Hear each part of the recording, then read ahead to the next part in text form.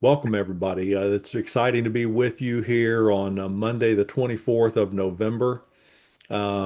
We've got, I'm super excited. We've got two different presentations that we're going to go over with you. This is the first and what I sort of am calling your real world MBA, teaching you really all the skills that you need to thrive in the modern economy.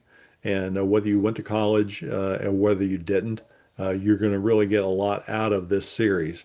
And kicking it off is a business friend of mine and a friend of mine, Paul Carney. And Paul is we were talking before we went live, Paul, that you've spent over 4,000 hours studying and learning about artificial intelligence. Am I remembering that number correctly? Yes, yeah, it's I log it specific and it's over 4,200 now. Yes. Wow. That's a lot of hours. You're far ahead of where most people are. And I know you've learned a lot in that study. And so you're going to go over what's your talk today? What's it called? Did you have a specific title for it? Yep, today is moving from automated agony to human AI partnerships. I love that. Because listen, I can tell you just from a novice perspective on using AI that if you don't know what you're doing with it, it can be a frustrating experience. It Um, can. Even when it you can be know what you're doing with it. right. And so without further ado, I'm going to have you go ahead and jump in, and I'm just going to watch and learn along with everybody else. And then after you're finished with yours, we'll be much smarter. So without further ado, this is Paul Carney, and he's going to be educating us about AI. Hey, everyone. Thank you, Bob. Yeah, it's been great. And it's coming up, well, 3 years ago is when ChatGPT, the first generative AI programs, really hit the market for consumers. And I joined in December. So I'm coming up on my 3 year anniversary. So for those of you on LinkedIn, watch carefully. I'm coming up with a creative little 3 year anniversary with ChatGPT and me. If you can imagine what that's going to look like, and it's going to be a video, and either still debating whether I'll use Sora or probably VO3. I do like Google's VO3. I'll probably create a little video of me and OpenAI on our third anniversary. So watch carefully for that. I know, can you imagine what that's going to look like, right? So, all right, thank you everyone. Glad to be here. Let me jump right in. I got just a quick preview of some ideas and thoughts to get your mind flowing.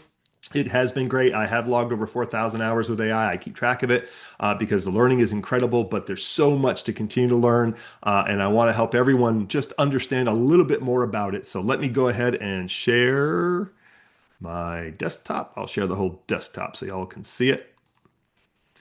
And we'll get the presentation going. There it is. So now you all can see this. So yeah, this is AI and the ABCs of bad ideas that Bob and I have come together to talk about. I'll talk a little bit about the AI side right now, and then Bob will cover his creative thinking. Awesome stuff. Love working with Bob on the creative thinking ideas. So we're talking about, yeah, moving from that automated agony to that human AI partnerships. It is weird, and I think most people now that you've started using AI a little bit, you do see it as this ally, as this partner, as this strange thing you're still trying to figure out, and that's okay. And then don't feel badly about it. Trust me, there's still the days that I bang my head around these tools and wonder what the heck is it doing. But that's where the emotional intelligence comes in, EQ, to help you get past that. So start right off with that productivity paradox that this came from a study last year from Upwork that showed that even though people are starting to use AI, most say it's adding to their workload. It really hasn't hit that efficiency effectiveness yet. And that's really because it has not really helped us in specific ways. I say there's a path that people move from AI doubters, so there's still the skeptics, to AI dabblers, to AI doers. There's actually another level, AI dynamos, but those dynamos are very hard to find right now. There aren't a lot of people that are getting a lot of effective work out of this right now. But the doubters to the dabblers, and that's okay. And then doers. What I really want to do is get people into that doer phase. So we call this automated agony. And why? Why is it so automated? You remember back in the day, IVRs, phone IVRs, right? You get frustrated with these things, phone trees, you get stuck in a phone tree. And we'd either end up punching 0 10 times or yelling representative into the phone. And today's chatbots haven't gotten much better.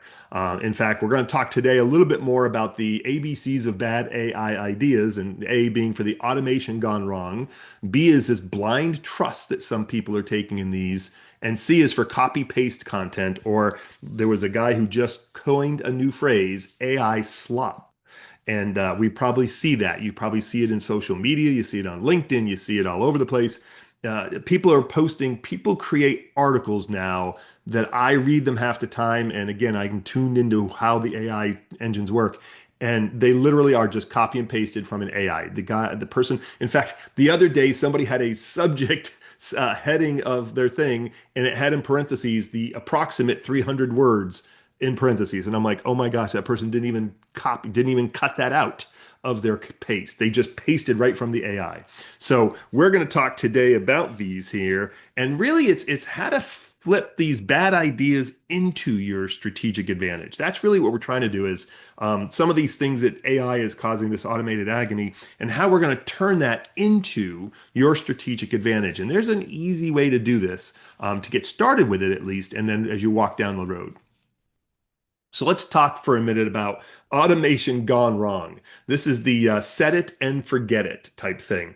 This is where you buy software, you turn it on, and you expect it to run your business, but it leads to broken system frustration. Let me explain what this means. This means that we are promised, someone sells you an AI tool and they say, oh, this tool is going to help you forever. And I'll pick on talent acquisition for a little bit because it's probably the one where AI has just forged its way in. And oh my gosh, has it destroyed the relationship between a job applicant and the people. And it's both sides using AI. The job applicant has used AI that almost everyone's resume sounds and looks the same.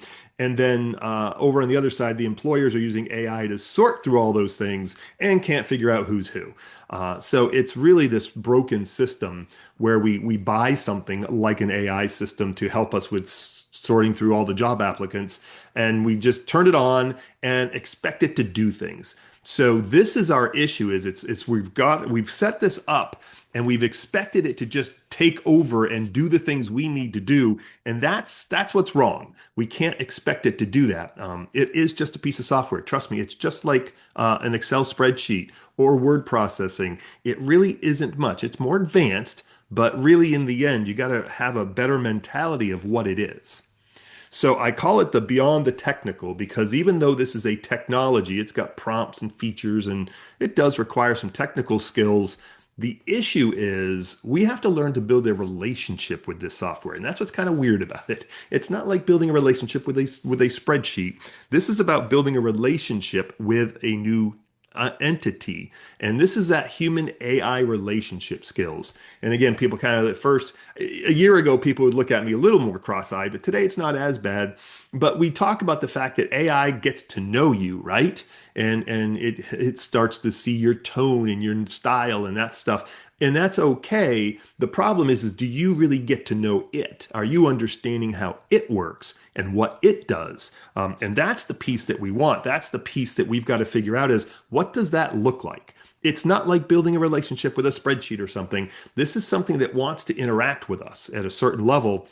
So we have to figure out what that relationship now looks like. I've wrapped this up into what I call AIQ, or artificial intelligence quotient. And where that comes from is we have our IQ, it's the intelligent quotients we all have. There's the emotional intelligence, EQ. That kind of describes how you interact with your world. In other words, how you interact and how the world interacts with you. Well, AIQ is similar in that it's your ability to communicate, collaborate, and get better results faster, hopefully, with AI. That's our whole goal with this AIQ concept is it is related to your IQ and your EQ, but it actually is something, emotional intelligence, EQ is one of those things that how you interact with the world, correct? Well, here's the battle, and here's the key thing about AIQ, the artificial intelligence quotient, how you interact with AI. emotional intelligence, EQ, and AIQ are not on a balance. It's not like as one goes up, the other goes down. They both have to go up together. Give you a great example. If your emotional intelligence is a little lower and you face AI and you say, you put the wall up and say, doesn't matter, I'm not dealing with it, I don't want to deal, that's a low emotional intelligence response. You've got to raise that intelligence response and lower that wall and try to understand what AIQ is. So the more you raise your EQ, actually you can raise your AIQ. There's another way that I like to talk about this because again, artificial intelligence sounds crazy and like the Matrix or Skynet's going to take over from Terminator, but I like to call it augmented intelligence. And this makes more sense because augmented intelligence really puts the human at the center. And AI is meant to augment our capabilities and enhance them. So I love to use Tony Stark as an example. If you're familiar with Tony Stark from the Marvel movies, boy genius, visionary, he's just got the craziest ideas. And then he's got his AI sidekick, Jarvis. And Jarvis is the one that kind of supports his ideas. I ask this question in my speeches all the time. I'll say, who's smarter, Tony or Jarvis? And interesting, a lot of folks will say, oh, Tony is smarter. Well, it's not necessarily true. But when we look at Iron Man, augmented intelligence shows us that both are needed to create Iron Man.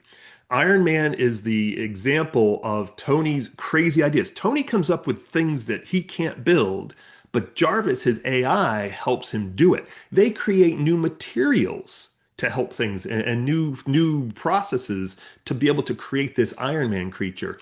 But as I say in the end, the one thing about Iron Man is the human is still inside. This is not just a robot. We could build robots.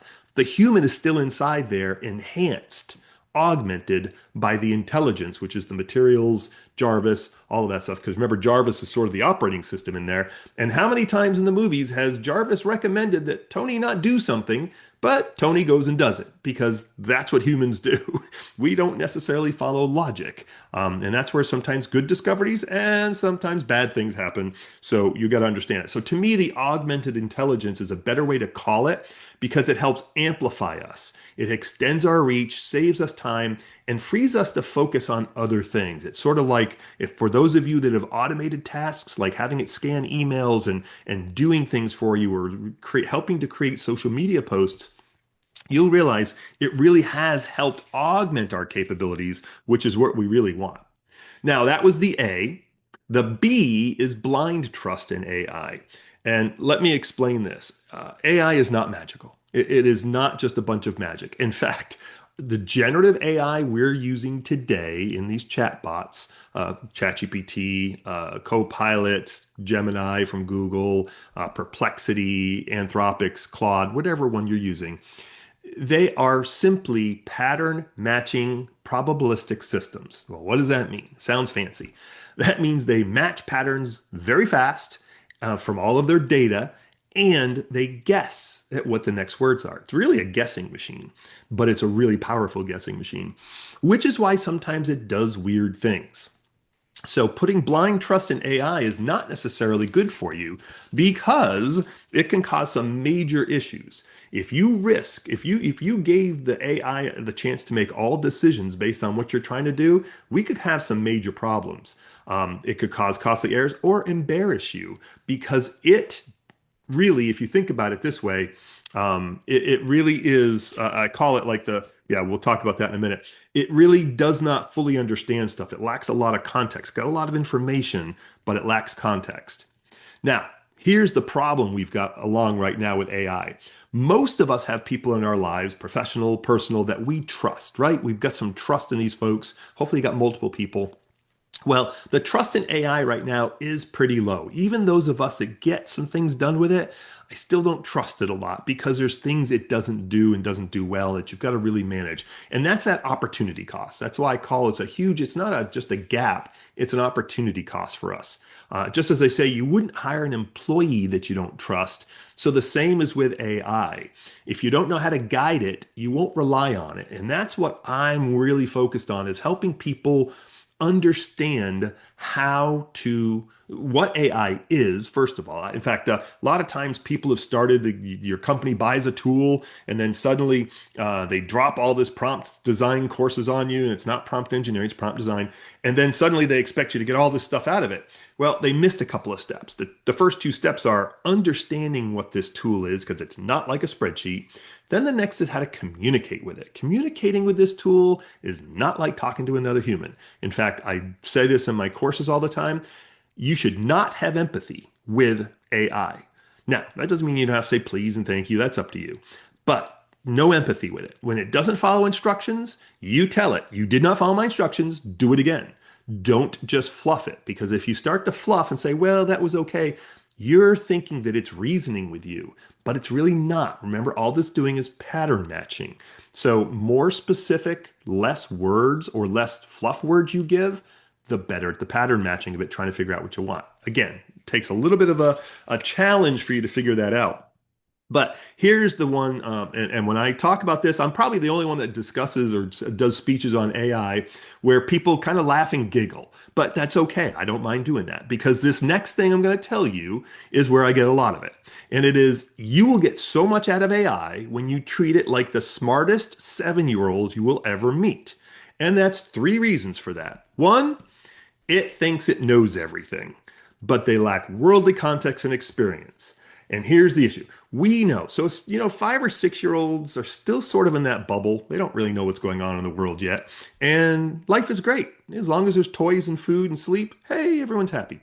But by 7 or 8, 9 years old, things start to happen. They see things going on. Maybe they experience something not so good in the world, like a death of a relative or something. And they start to realize, and they start to put that shell on, and they think they've got it all. We know what they don't know, right? And but even though the 7-year-old thinks they've got it all figured out, they don't. AI is very similar. It's got so much information and it processes it like it's not logically like our human brains, but it thinks it knows a lot of stuff. It can describe to you love and hate, joy and sadness. It can do it in depth, but it's never experienced them. So keep that in mind. Second thing is, you have to be very direct and specific with it. It can miss instructions. If you walk in and your 7-year-old son is jumping up and down on the couch, and you say, stop jumping down on the couch. And he goes over to the chair, as he was brat like me, and starts jumping him down right in front of you. And you say, in exasperation, didn't I tell you not to jump on the furniture? He's going to correct you and say, you said the couch. AI is no different. The words you use in your prompt and how you interact with it matter a lot.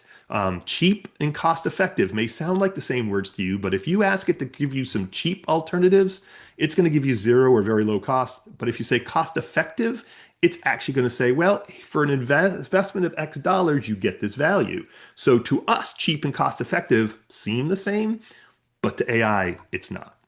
And the third reason is, if they don't know the answer, they'll fill that gap of knowledge with a great story to make you happy. 7-year-olds can be great at coming up with great stories. Well, so can AI. Now, keep in mind, don't get frustrated by this. Keep in mind, it's called generative AI. It is made to take content, put it together, and come out with new ideas and concepts. So instead of getting frustrated when it does that, embrace it. Realize that's what it does and use it. Sam Altman, the CEO of OpenAI, came out the other day when he talked about these hallucinations concepts, where it kind of just makes things up or says things confidently that are not true. He said that's not a bug, it's a feature. So he's like, that's what it was meant to do. So when you kind of realize, okay, it's not lying to me, it has no capability of lying. It's just putting together content in a way that doesn't make sense. Remember, lacks context and worldly experience. But when you embrace that and you figure that out, you're like, okay, A, trust and verify. Don't verify before you trust it. And second of all, challenge it. So again, back to a very quick way. If you think of AI consistently as the smartest 7-year-old for these reasons, you get a lot more out of it, because you'll challenge it, you'll make it do things, ask it to do things that you wouldn't have done with a human being. The trust loop is another thing here. Most of us probably do this. So when you're building your prompts, and you should be structuring prompts. Prompts should be very structured. You should have your first prompt in particular should be very structured. It shouldn't just be a conversation. This conversation should follow after. And if you follow me on LinkedIn, you'll see I do prompt today. Mine are very structured for a reason. And that's because you got to give it clear instructions, just like talking to a 7-year-old. So you build your prompt, you analyze the response, you refine it, ask follow-up questions. That's great. And you continue this until you get this. Now, here's the key, and I'm an HR person by trade, so then you must document it. What worked, what didn't work. Keep a template of, hey, this was a really good version of how to do this. Because if you don't learn, right? You want to make sure you're continuously learning and you got to document what works. I call these the greatest hits. So right now, we actually have a lot of work with AI is being done on the individual level. Individuals are actually doing most of the work by themselves. They're not actually sharing what works and doesn't work, and building that out with the team. And we got to get there. We got to get to a team level where we're trusting it a bit more to be able to understand it and then sharing with people. And I always say that's why I call it a relationship with AI, because it begins with trust. You've got to trust that it operates the way it does, not trust its facts. You have to trust that it operates in a very specific way. Once you build that trust, now you know how to work with it and manage it. All right, so what's the C? The C is the copy and paste. So this is where you can grab some type of AI generic output and paste it into your LinkedIn or your website. And it sounds robotic, feels soulless, and it hurts your brand when you start to do this. We've seen, if you go out there and unfortunately on LinkedIn and even articles on websites and stuff, people are just sort of blindly asking it for stuff and copying and pasting, and it's terrible. You don't want to do that. That's not exactly what you want to do, because there's just a way that we've got to interact with these systems and not just blindly believe everything they do. So one of the ways to do this is, and I'll talk about this briefly, is learning to speak AI. Learning to communicate. Remember I said before was understanding AI? The second is communicating with AI. It's very different. It's not like a human, but it's interesting. There is an analogy of how it works along with human languages. Let's just talk quickly. When we're learning human languages, we have vocabulary, then grammar, culture, and dialect. So vocabulary, we start with alphabets and words, pictures. That's how you start learning. We move to grammar where we're conjugating verbs, and we're conjugating all the verbs in middle school. And all the different tenses. I only thought there was present, past, and future. Yeah, until I started learning Spanish is actually when I learned that there's a whole bunch. Then there's geography, the experiences, norms, customs, beliefs. That's very different. My wife learned Spanish as a second language. I've learned Spanish as a second language, but she went to live with a family in Spain and learned Castilian Spanish, which the Spanish from Spain will tell you that's a very different one. I learned from professors that were in Central and South America.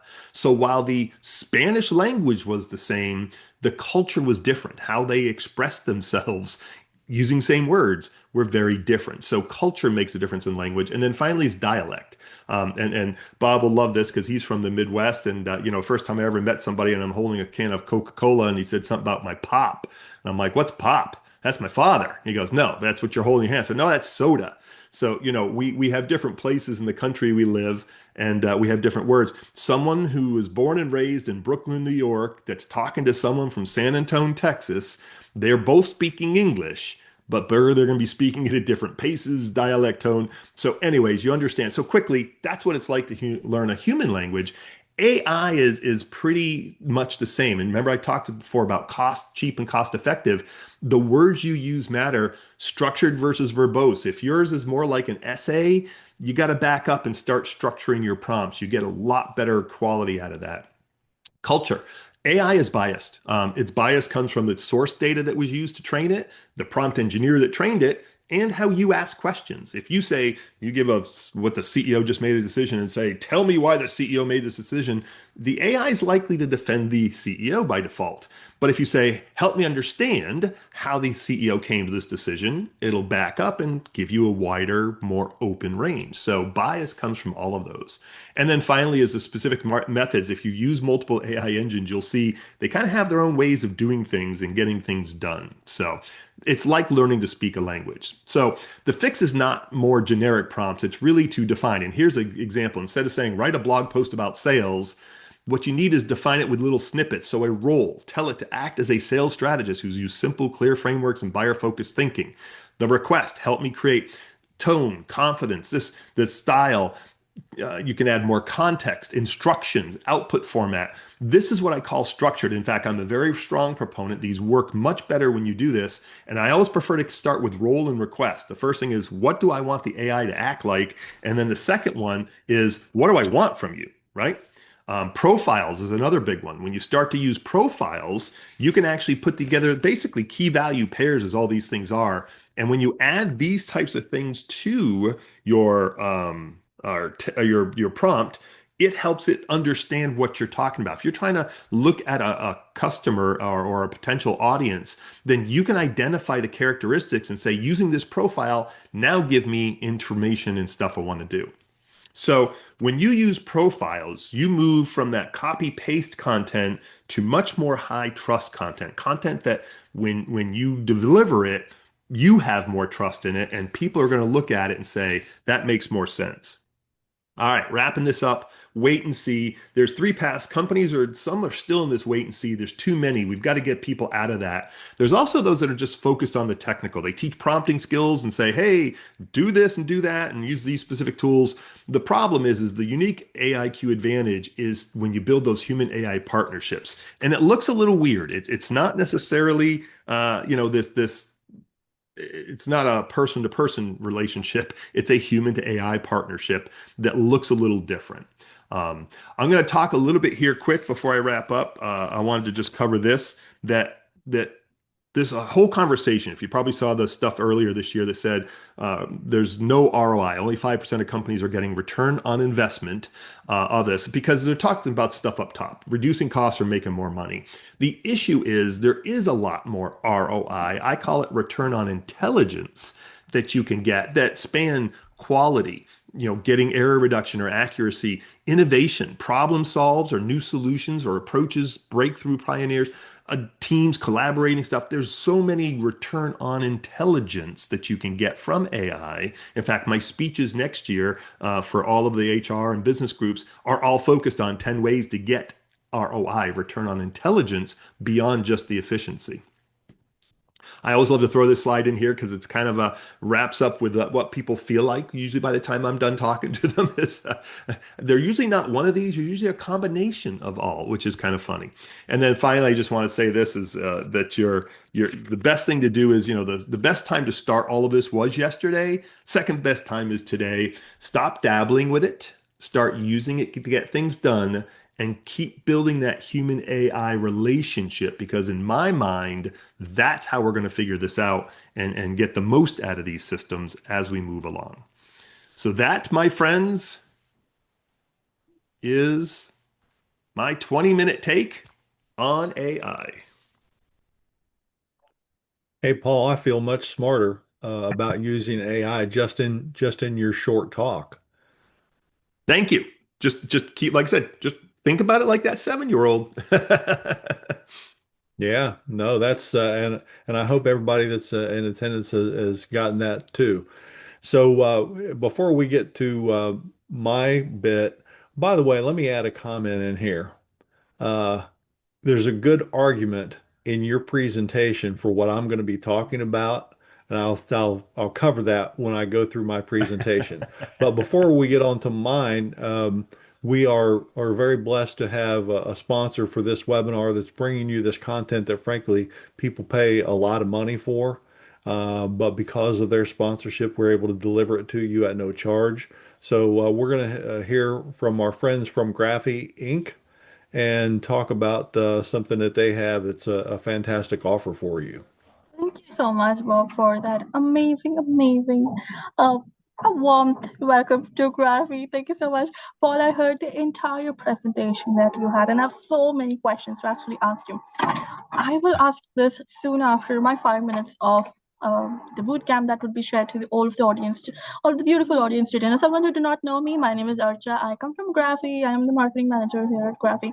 And I have something very interesting to share with you, just like how Bob said it. And let me go ahead and share my screen. Bob, you will have to help me if you can see my screen. Is it shared? Can you see it? Yeah, I'm seeing it. Okay, perfect. The people who are here already, thank you so much for joining in anyways for the webinar. Such a beautiful topic with AI and so many questions with you. But if you have any questions, please drop it down on that Q&A box for Paul and Bob to answer it, and I would be the one who would take all of those questions to actually ask them. Now, but if you do not have it, I have a lot of questions. So Paul and Bob, you're not going anywhere for another 20 minutes. And you're sticking with me. Now, coming down to the boot camp, of course, we're here to introduce the Power 20 boot camp. Now, what it is, how this is going to work, all of it would be discussed with you in detail. So, give me just 5 minutes, and this is going to change your perspective. Trust me. So, we help individuals build a strong foundation and scale their digital businesses with expert guidance, with proven strategies. And I have so many things to show you. We follow a 5-step quick go through of what bootcamp really holds for you. So we have industry experts in the workshop. She's one of our industry experts. Her name is Kimberly Clark. She also hosts our webinar. So she's a wonderful woman, trust me. I was just speaking to her in the webinar that is going alongside with me. And we also give access to powerful tools with hands-on experience with an expert support. Now, once I mean expert support, I also mean we give customer success managers who are available for you all the time. Their calendar is open for you so that you learn and you monetize out of your expertise. Right? We also set your platform with Graphy. And how is this not, how is this not grabbing your attention? You get featured on the Times Square, New York. This is such a wonderful take on it. This is not Times Square, on your dreams. No, it's not that difficult anymore. Now, if you can create your own courses, or you can, start your journey as a digital marketer, right? These are some alumni. Of course, we do not talk on the air. We have some alumni that have really benefited out of it. Now, 3 of them is Ash and Nick, who launched their furniture flipping course called Cheeky Cheeky. How cute is that? I love the name though. And earned over $25,000 within the first 45 days. How insanely good, because they had the idea, they had the talent, they know where to come and monetize it. So here they are. And we have Beyond School, who sold over 600 courses in the very first 2 hours. Only on the first 2 hours of 600 courses, and they went booming in the field of mentorship and actually having course building, give it a new platform. Coming down to my own favorite, she's one of my creators. Her name is Ruth Lagron. She calls herself mompreneur, not entrepreneur, guys. No, not solopreneur, no entrepreneur. She calls her mompreneur because she adores herself that she wants to be a great mom. And she's also a leader. She's a pastor, and she's also an author. She has empowered over 5,000 plus women in terms of consulting, teaching, and strategizing to build a passive income source. Now, who doesn't want to? So when you're in a 9 to 5 job, why not build something of your own? These are some real-time numbers that we have from past 5 months. We have 240 coaches who enrolled, 197 of them graduated, and 148 of them were a part of this webinar course and memberships. Now, given that, these are the real numbers that we generated, which is 1.3 million.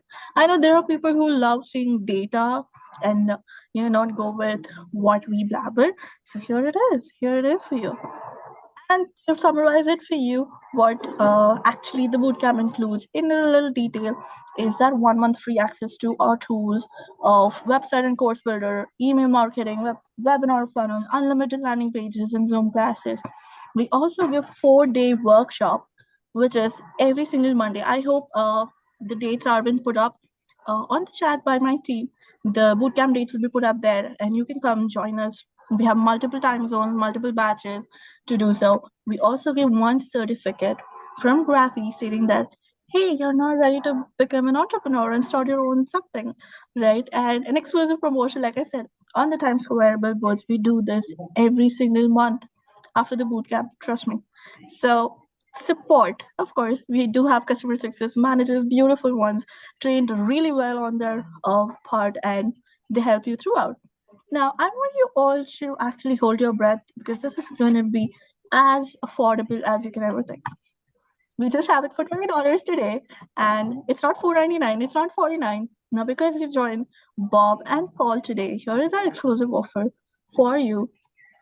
We only have it in $20, which is also completely refundable. It's 100% refundable, and I want you guys to please avail this opportunity right away. Please put on your name, or someone from my team would be dropping in the links in the comments. So please go ahead, click on that link, start monetizing, start building your brand from here on, because I want you guys to know that this is an alternate and ultimate option for you to actually start something of your own and create a digital business. Now, if you already have your own business, let's say you're trying one to do it but you're not able to scale it, we also help you with that, right? So please do not miss out on this. You only have to pay $20, which is 100% refundable. Do not forget to book your one-on-one call with us, and then we can decide, or you can decide, how you know how Graphy has changed your life, or how Graphy has given you a platform. Of course, here it is something that I'm circling back to. These are all the things: free 1 month tool, 4-day workshop, exclusive promotion, certification, and support that will be given out to you in the booth. All you have to do is pay $20 today, and the link is on the chat. Please go avail it. Now, I'm going to stop sharing my screen and come back to Paul and Bob again. Um, Before Bob continues with his own part, I have two questions for Paul that I really, really wanted to ask. Now, since you have told so much of uh, about AI, I have one question that every normal people who do not are exposed of AI, I have one question: How will AI, or will AI ever occupy, or let's say take over IT in some time? Well, I mean, I can't say never because superlatives like that usually find themselves true or not true. But what I will say is AI, generative AI as it exists today, will not take over, in my mind, complete functions. What it will do is change how we do work, change how we interact, change how we do things. So that's my take on it. Is we'll still be in the loop. Humans will still need to be in the loop because I don't think will be any point of trusting it completely. So. Perfect. One last question before I get into Bob. How will AI be beneficial? Now, we have generative AI coming in, but is it a new thing, or do we now know that there is something called generative AI? So, generative AI has been around for decades, and generative AI technically has been around, just hasn't had a consumer level for it. It hasn't, it's really just 3 years ago, OpenAI released it to the world. Google's had it behind the scenes. Google employees have had it for a long time. They just never released it to everybody else. They've been slowly releasing it to everyone, which is, in my mind, Google's slow rolling. They've still got so much more Oh, capability. okay. They're not showing everything to us. And so that's there. So, generative AI is a concept, again, just a pattern matching probabilistic system. That's all it is. And Perfect. Okay. but it can Got get it. really good at it. So. Nice. Okay. Because the last time I asked one of the creators who spoke about AI, and she said, you know what, the AI has been there ever since. We just didn't know it was AI. We just didn't realize that Right. there's so many things that's running with AI. But now, since we got an exposure to it, that's how we know it.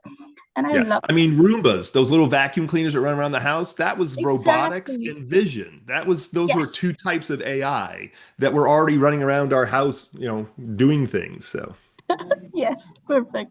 Right. So, Bob, I'm coming on to you. I know you're waiting eagerly. And there are a lot of people who are waiting too. So we can get on to it. And I'm going to come back once you call out my name. Great. This is I'll tell you, Paul, you're I think I chose well in having you hold on, let me get back to the beginning here. In having you be kick us off. Um, so to jump into some of my content, first of all, let me say thank you to Graphy for being our sponsor today. And as I alluded to at the beginning, in case you guys were not here for the beginning, or I should say, for anybody who was not here at the beginning, this is the first in a series of what I'm calling your Real World MBA.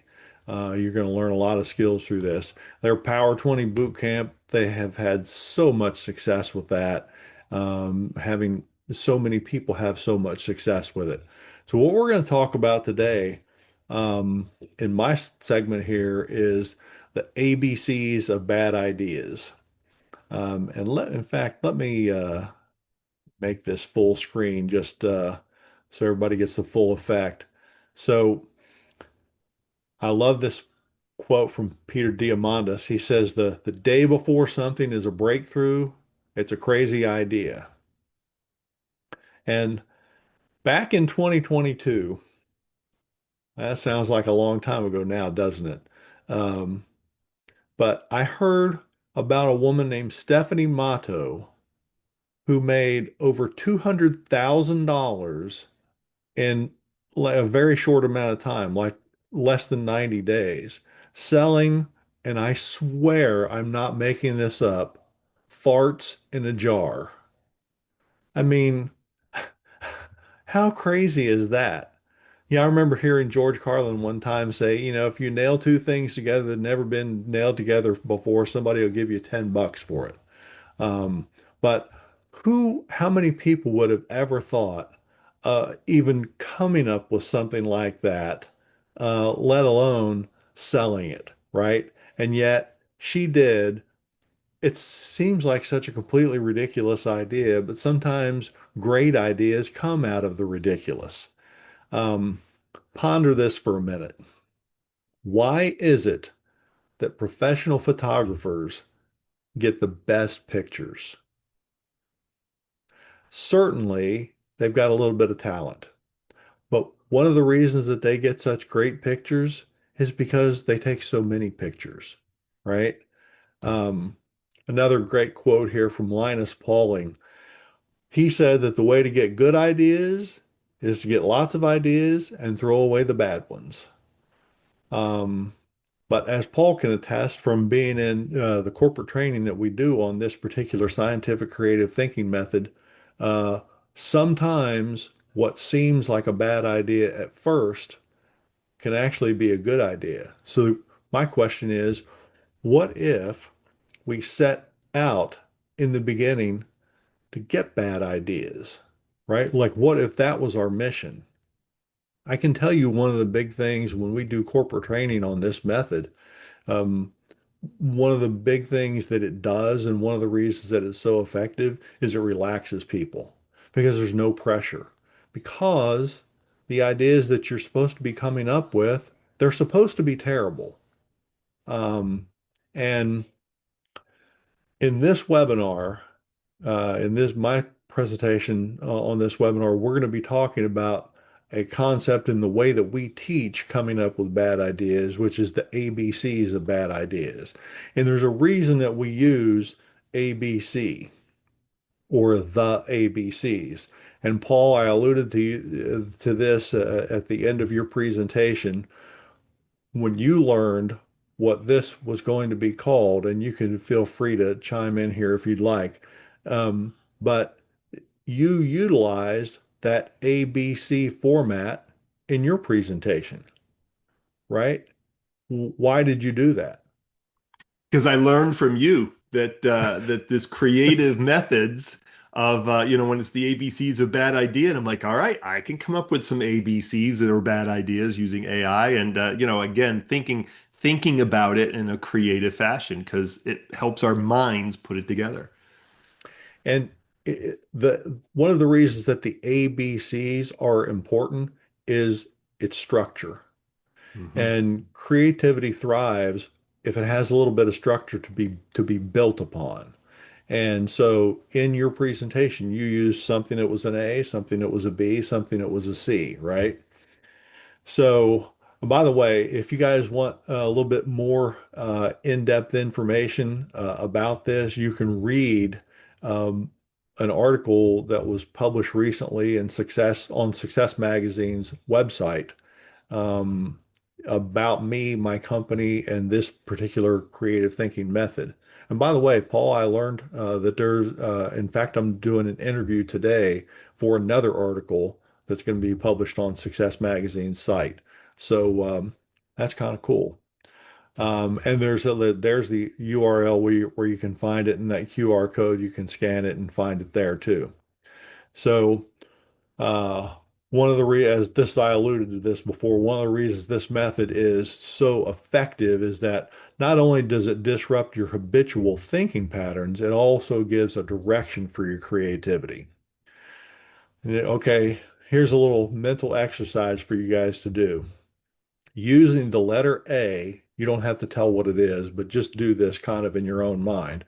Come up with an idea for a really bad product or service using the letter A. Think about that for about 30 seconds, and then we're going to go on to the next slide. And by the way, feel free to pop into the comments in the chat there what A-based idea you came up with for a product. To get your creative juices flowing on coming up with bad ideas, I'm going to share with you. I actually wrote a magazine article probably about a year ago for FDI Alliance International magazine about the use of this method. And pursuant to that article, I shared some ideas that for products or services that were utilized the ABCs. Uh, and the key question is, in fact, this is an important part of this method.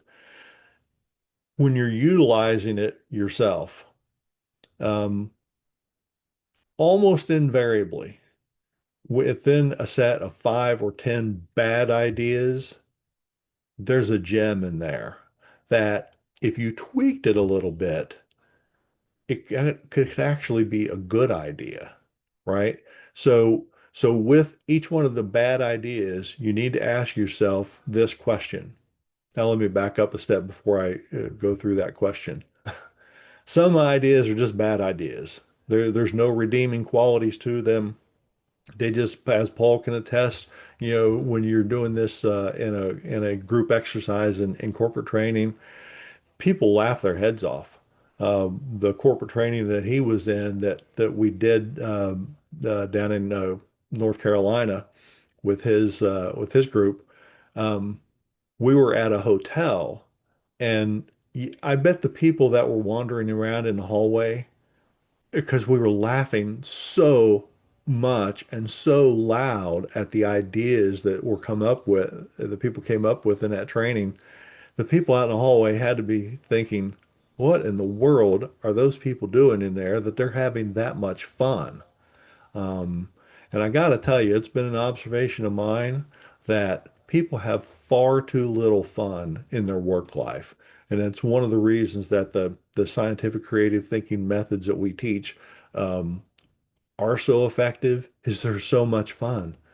People laugh their heads off, and it's just a lot of fun. So in all of your bad ideas that you come up with, you need to ask yourself, in what ways might this be a good idea if we tweaked it, right? So let's talk about some of the ideas that I published in this magazine article, and this will get your creative juices flowing. When I think about the letter A, it had me thinking about aardvark, and so I thought, well, what if a retail store did an aardvark promotion where they run a special promotion where they invite parents to bring their kids in to play in a cage with an aardvark. The kids are supplied with jars full of ants and termites to feed the aardvark, and the store has a photographer there to take souvenir photos that parents can purchase. Now, that's a bad idea, isn't it? What could possibly go wrong? Uh, Broccoli cheese soup baths. This is a new twist on a hot tub that literally filled with broccoli cheese soup that people get to soak in. It's especially good as aromatherapy, and it's double the price of a salon, but it's twice as delicious. And sold separately, broccoli cheese soup and shampoo. Excuse me, broccoli cheese soap and shampoo. That's really bad, Paul. Uh, the C word. And that brings up a lot of connotations for people, but challenge your social media followers to come up with a word or phrase beginning with the letter C or featuring the letter C that describes you. The catch is whatever they come up with has to be friendly enough for children's television. They could be compliments or critiques, um, but you'll spark followers' imagination by throwing out a short list that might be appropriate. Cheesy, cad, courageous, clever, etc. D, dirt pile. This is a charitable fundraiser idea. Have two large piles of dirt.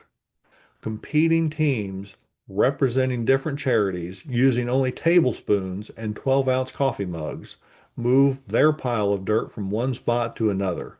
Whichever team finishes first wins a donation for their charity. The losing team gets nothing except dirty.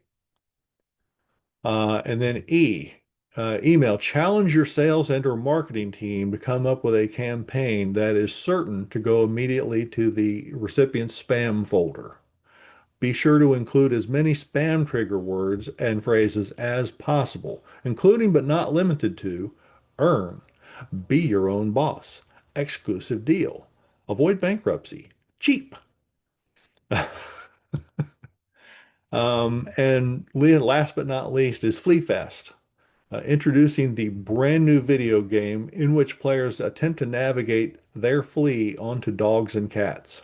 They must suck as much blood as possible before the animal can scratch or knock them off.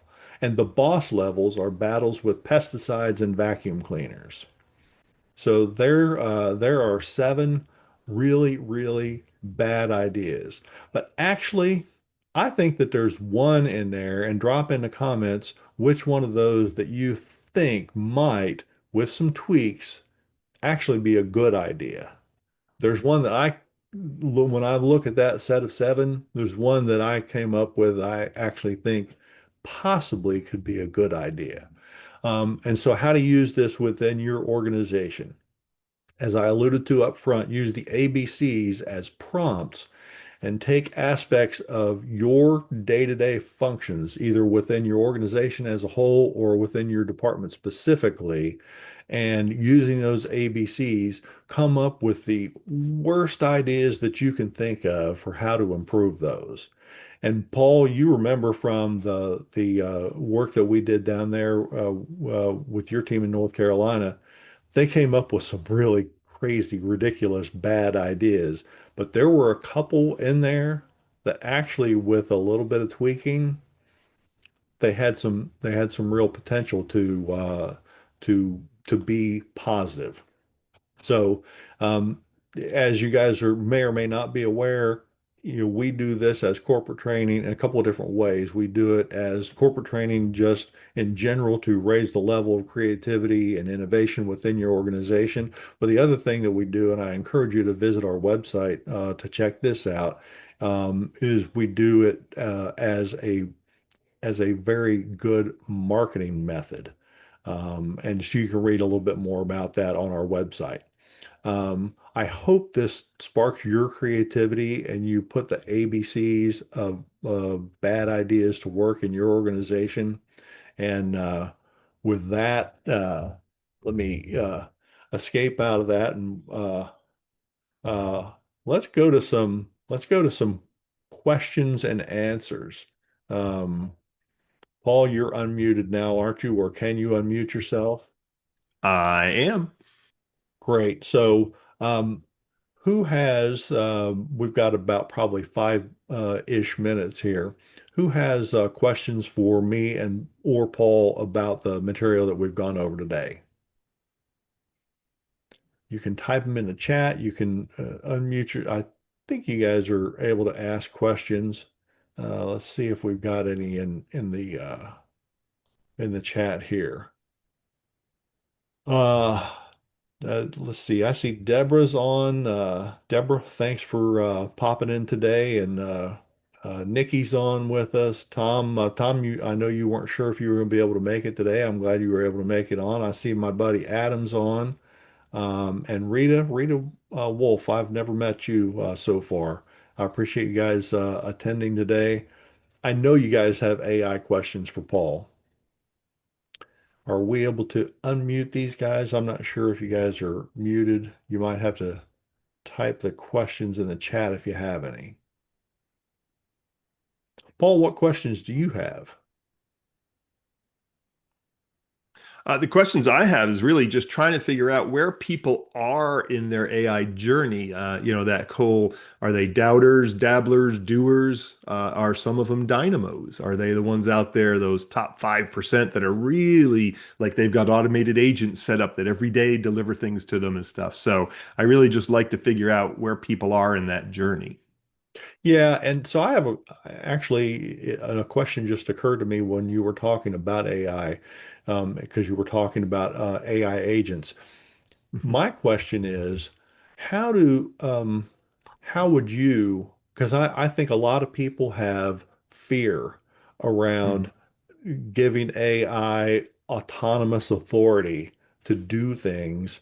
Um, how would you answer that question for people? Like, I'm afraid that this is going to do something that my company would not want done. How would you answer that?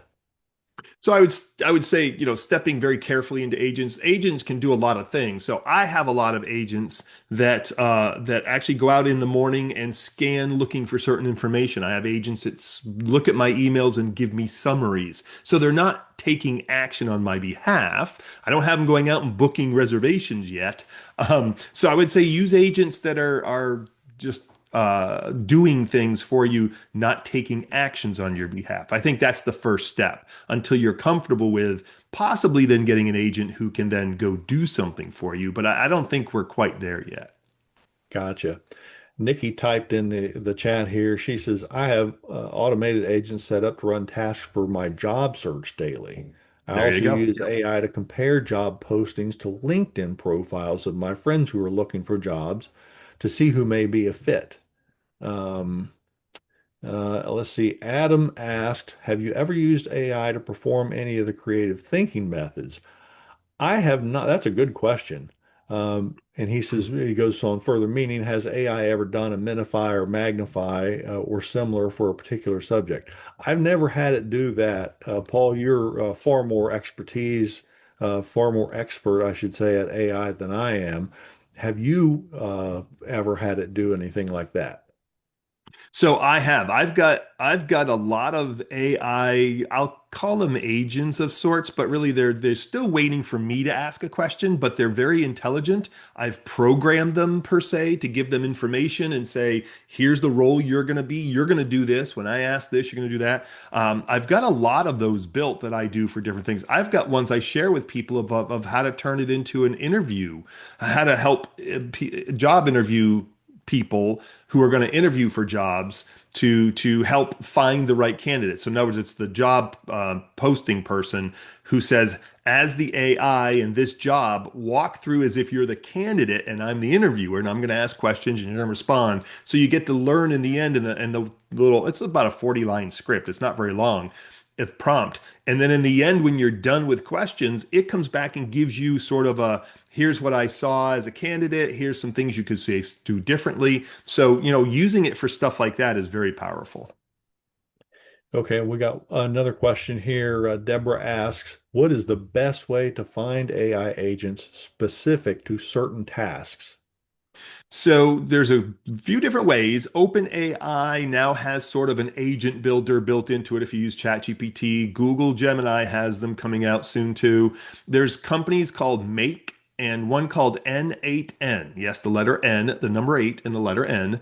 And if you go out and look at those, they allow you to build agents to do a whole bunch of things. And they have shops that show you agents that can do this, agents that can do that. So I kind of recommend going out there and taking a look at what they are. And a lot of agent capabilities is actually now being built into tools. Adobe has them built in. LinkedIn is going to eventually have the capability to do agents to do stuff. I think it does on the recruiting side, but eventually. So there's a lot of tools I think are going to have agentic. Canva has an agent built in now. So there's things you can do to have agents within a tool do things for you. Yeah. Gotcha. Yeah, this is, it's almost like the Wild West. It is. It's so new and scary for a lot of people Yep. that is it's definitely new territory. But listen, one of the things that I think is so crucial in the age of AI, where a lot of routine um, tasks are going to be handled by AI, whether they are currently or whether they just will be soon. Right. It's essential to upgrade your skills and Yes. learning scientific creative thinking methods. That's not creative thinking is not going to be optional. That is going to be an expected, kind of like having AI skills. It's going to be an Hmm. expected thing. It's like computer skills were back in the day, that's going to be an expectation. And if you don't have that, you're going to be behind. But not only that, it'll help you in being the human being that engages with the AI. It'll literally help you make it that augmented intelligence. So Correct. um, with that, I think we'll go ahead and wrap up. Let me give a brief promo. We've got another webinar that's happening next Monday at 1:30 p.m. U.S. Eastern Time. And that is I'm gonna be going over another creative thinking method that we teach, but I have as my joint presenter on that, Brian Butkowski. And Brian is going to be covering what I think is a fascinating subject, the psychology of color. And he's a branding and marketing person, and his understanding of that is next level. And I think you're going to be blown away at some of the information that he shares. So we'll get the registration link out on that probably tomorrow. With that, everybody in the U.S. that's tuning in, I'll wish you a happy Thanksgiving holiday later on this week, Thursday and Friday. If you're traveling, be safe. And thank you all for tuning in today. See you, everyone. Bye. Bye now.